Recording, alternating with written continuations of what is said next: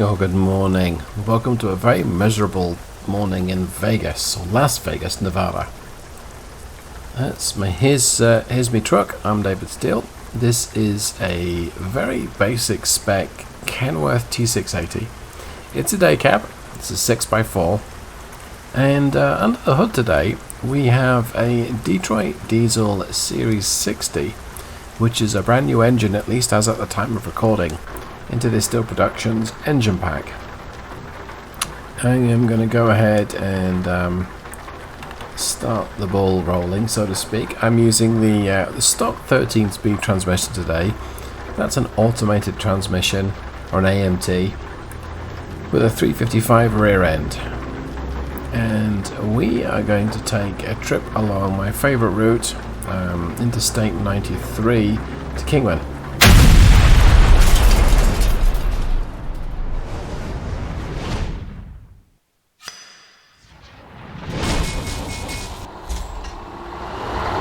With a nice gradient and some interesting roads. And the weather's, well, I've set rain to be 33% chance, so it's possible it's going to dry up, and I'm going to hope so, because nobody wants this all day. Full tank of fuel, truck is fully repaired, still cold, just jumped straight back into the game. Mileage isn't great, but we don't expect that. So yeah, this is a 14 litre Detroit Diesel Series 60, and I've configured this truck to be a glider, a Kenworth T680 glider truck. I'll talk a bit more about what that actually is once we get going, but let's just negotiate Vegas first. I'll have a good stop sign on a busy street. Whoa. I'm also running a custom physics mod, which I may or may not release into the workshop. It makes rainy roads very slippery. Okay, it's looking clear.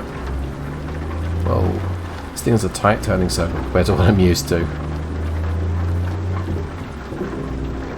Okay. I pretty much know this route off by heart, but I am going to still use Doug, or Raspy Doug, in my navigation.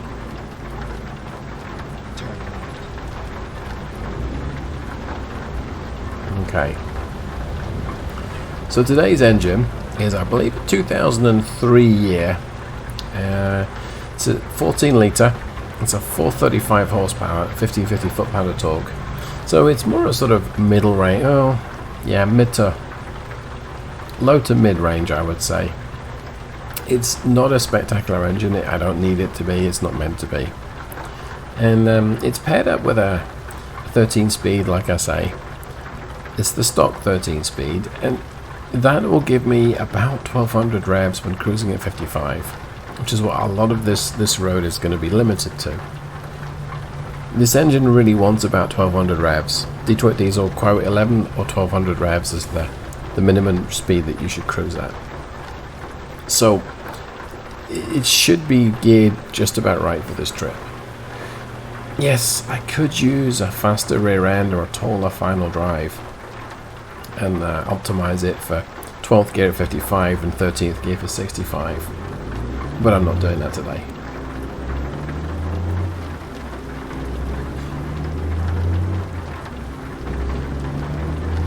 Could be a little bit more aggressive with the power, I think. Let's take the inside lane here, lift off the power. So I worked hard on the Detroit Diesel 60 series. On and off, I've been working on these engines for months, a long time, but not constantly. I wanted to include the 11, the 12.7 and the 14 litre. There's not that information around about the 11 litre. It's one of the older engines, and it kind of predates the internet, at least the fact sheets being online. So I do have some definitions. I'm still playing around with them. I really want to find a second source of information about them before I go ahead and release them into the engine pack, because I want my stuff to be authentic. A 14 litre has a reputation for being fairly efficient and very robust. and it was phased out. I think it was 2010 when it was eventually phased out, and by this point it had EGR. I think it was phased out rather than introduce them to diesel exhaust fluid or DEF. Let's get off the power here. I think I'm gonna, yeah, I could have eased off a little bit sooner, but I like to coast up to lights if I can.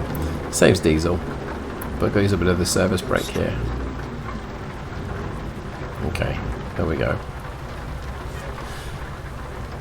There are several different flavors of Series 60 engine in the Steel Productions engine pack. You've got those engines that like to be revved a little bit harder. A good example would be the 12.7 litre 500 horsepower. That's actually a fire truck specification. You've got a 550 horsepower in the 14 litre with just 50 foot-pounds of torque. That's got to be revved. And a 575 horsepower, that's the highest end, most powerful engine, and that has 1850 foot-pounds of torque. So those engines like to be revved. The 435 I'm using today, it's more of a sort of cooking model, you might say. It's still going to want 16 to 1700 revs before it changes up, and I'm using the automated mode here as well. I'm not shifting myself. But I've given each of the engines, I've tried to give the engines, at least if they're in different parts of the family, a different character. That has required lots of watching how they drive on YouTube. This thing is all over the place. This road feels very slippery. It's not wheel spinning, at least.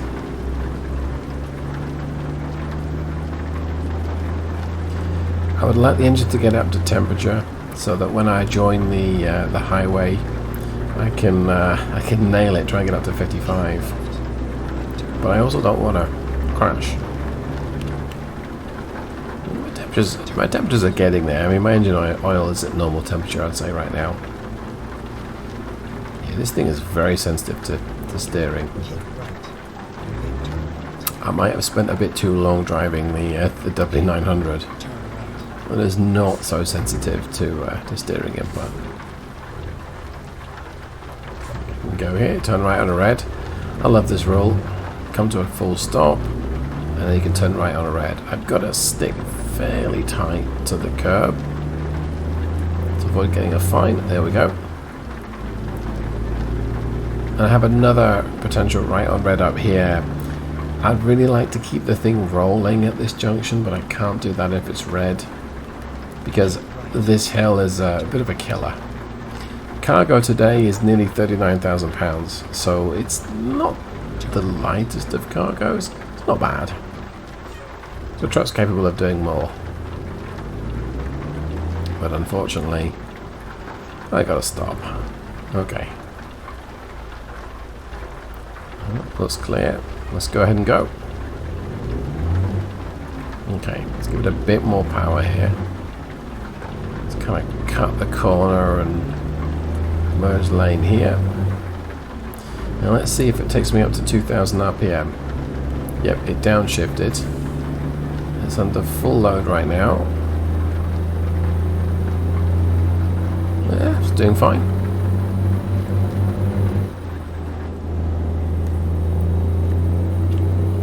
And it stopped raining. What do you know? Okay, let's set the cruise at 55. And as much as I can, I want to let the automated transmission just do its thing today. It's all too easy just to sort of prompt it to shift up and shift down. And I will if we're at 55 and it's still in 12th or maybe even 11th. But these shift points just work really well, and I'm happy with that.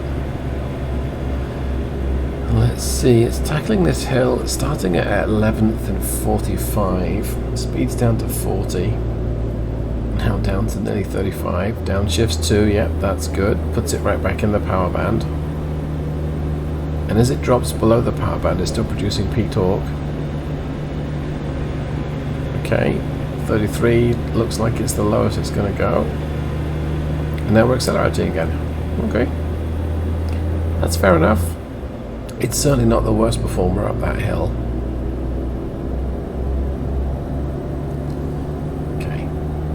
being a little bit crude with the controls. I can definitely be smoother. Oh, consumption's taken a bit of a dive. Alright, so it's put me in 12th gear at 55. I gotta use a bit of the engine brake here. There we go. I'm just gonna force it to use 13th or top. There we go. And I told it to get back up to 55 and it immediately downshifted. So we'll try that again when we're over this hill. It should cruise at top. Yes it is. Okay, wonderful. Time for a sip of tea, because my voice is a little tired.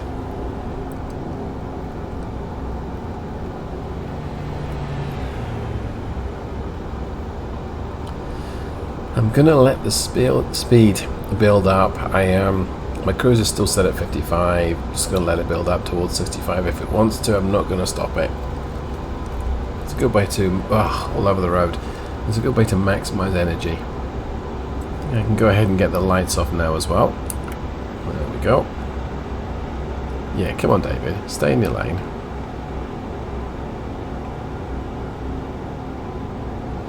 So I had a lot of fun tuning and tweaking these engine definitions. The 550 horsepower was fun in the sense that it reminded me of the Cummins KT. It needs lots of revs to perform, but it's still capable enough at 1650 foot-pounds of torque. The 575 1850, if you're a bit messy with the controls, you'll skid the back end on a wet road fairly easily.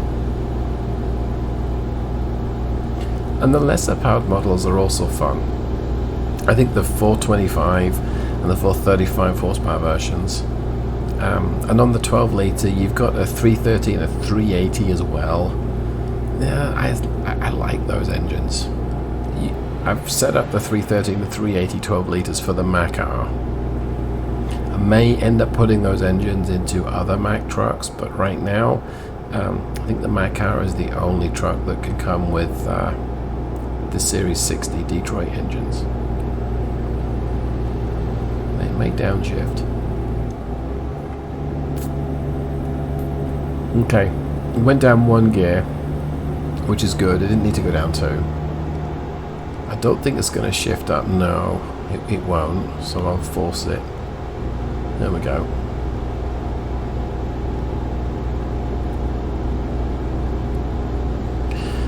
And yes, I'm using stock sounds. May not be from this particular truck, but I don't tend to use aftermarket sounds for my engine packs. If you want your own sound effects or someone else's, have at it. You've got the engine definitions. You can play around with the sound files as you need to.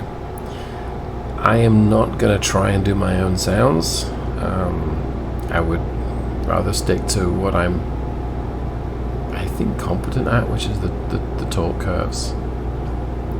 And so that's the reason why I've worked with and for Z-Mods, because I love the way that his sounds are set up.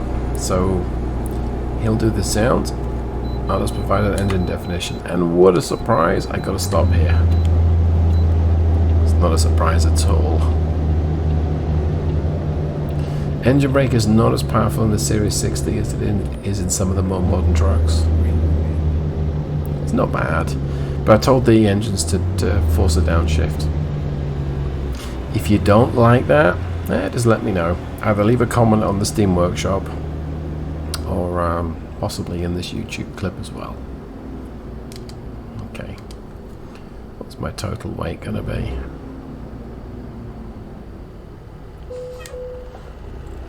£73,500. It's about what you'd expect, I think, really. This is probably a fleet spec engine. It's not the 515 1650, which you might also see in a fleet. Yeah, I know, I'm speeding. Tap resume. I think the speed limit goes to 45 right up here. Yes, it does. Well, I got to be in the left-hand lane because I've got to turn left, head towards Kingman. Kingman. Let's go here, and I think I can kill cruise because we go to 35. Yep, we do. Let's see how busy this intersection gets. It can get pretty busy. Yeah, not so bad. Feathering the power to keep this thing rolling, but yeah, I'm off the power completely now. There's the stationary traffic waiting for the light. Looks like we've got a green. I don't think I'll get through on this cycle of the light, but we might do. Yeah, there we go. Goes to yellow. Keep left. Yeah, and I'm going to turn left and crank it up this slip road on the way up. Give it some beans. So my trip computer is showing 6 miles per gallon, and at one point it was showing what, 2. So it's not very efficient when working it hard.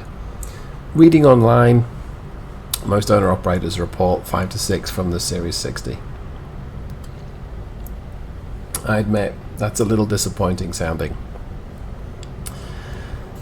If this were an MX-11 with 415 horsepower or 430 horsepower and the right gearbox, and that would be important, I would be expecting to see over 7, possibly over 8, and with the lucky break in traffic, over 9 to the gallon.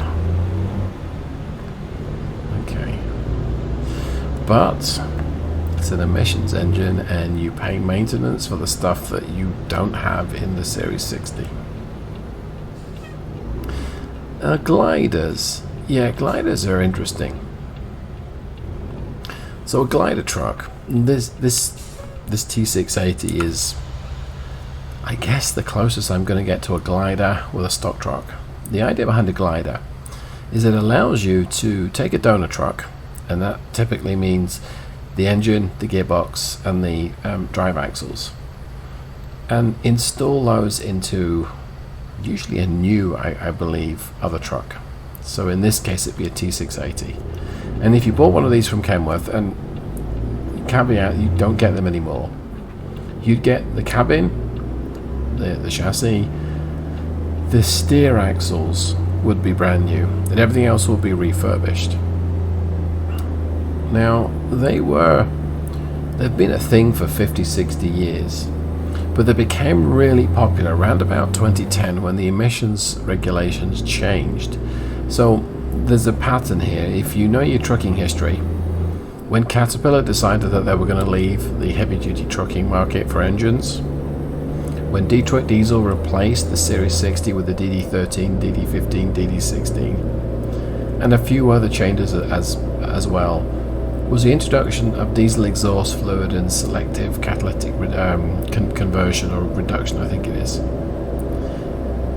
They were not good times for engine reliability.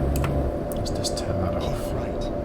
Then exit right. So an engine bought in the last decade, 12 to 13 years, is going to have more emissions control technology and more sensors, and so more stuff to go wrong. Bit of engine brake here. Whereas the older engines, and some of the Series 60, I think 2007, they gained EGR. So this one won't have EGR, but some of the ones in my my mod pack will. They're considered to be more reliable because there's less to go wrong.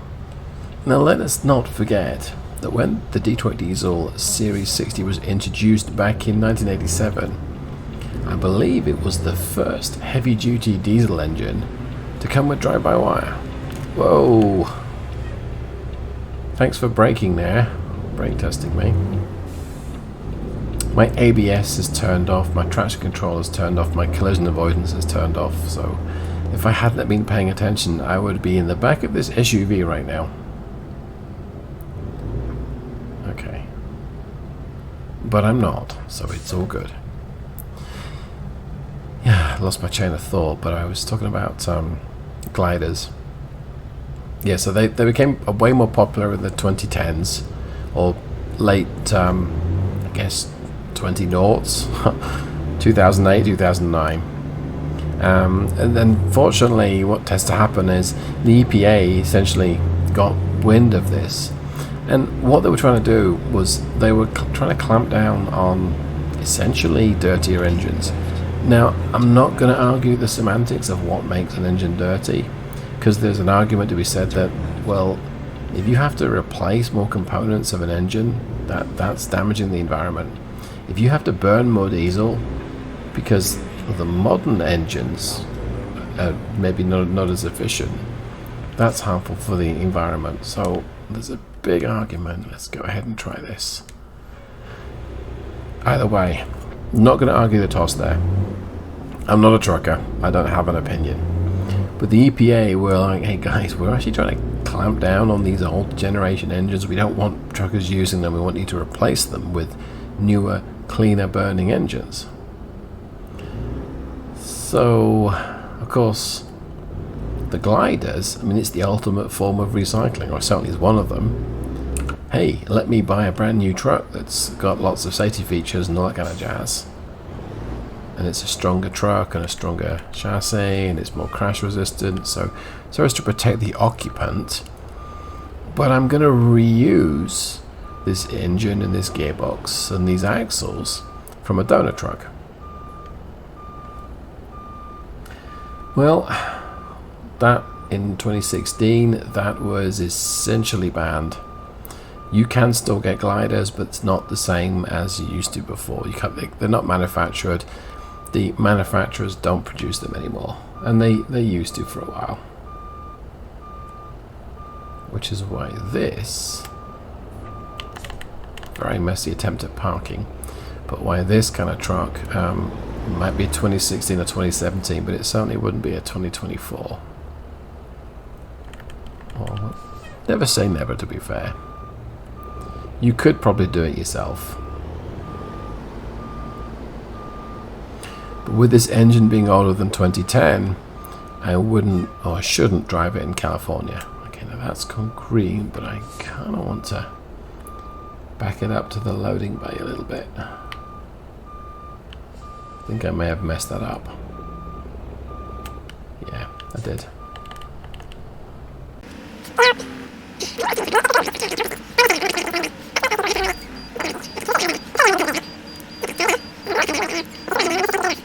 Good enough. Okay. Shut the engine down, disconnect the cargo. Let's see how well we did. Drum roll, please.